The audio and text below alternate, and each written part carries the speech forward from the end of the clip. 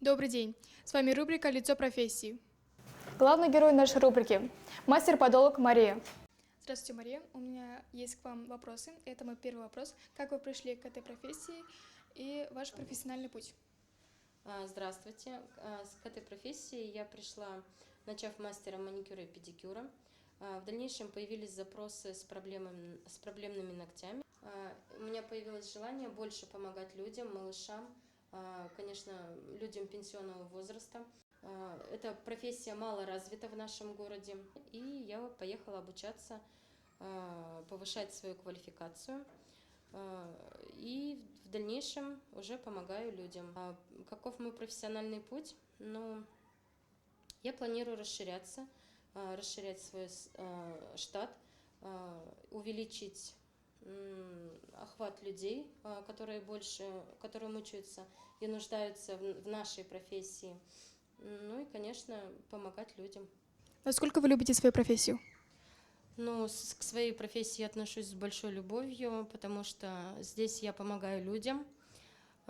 И, конечно, хочется, чтобы также относились клиенты с пониманием. Я стараюсь принять быстро экстренных клиентов, у которых, конечно, сильная боль, проблема. Это особенности дети, пожилые. Сложность вашей профессии? Но сложности, конечно, везде есть в нашей профессии. Это то, что клиенты не доводят до результата, бросают на полпути, не прислушиваются к советам, не выполняют рекомендации.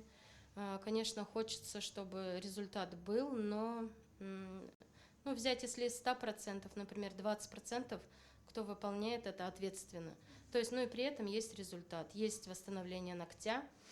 Ну и в дальнейшем, конечно, эта проблема уже не возвращается. Как вы оцениваете перспективу будущего вашей профессии?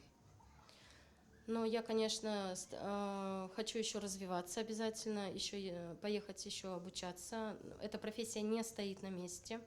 Это та профессия, где нужно постоянно учиться, чему-то учиться. Конечно, хочется дальше расширить свой штат, взять больше помещения, то есть и чтобы больше девочек работало, мастеров, чтобы мы могли больше помогать людям. Ну, развиваться, конечно же. Это сейчас самая такая проблема, которая нарастает, да. И нужно спасать мир.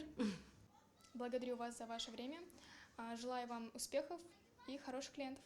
Благодарю, спасибо.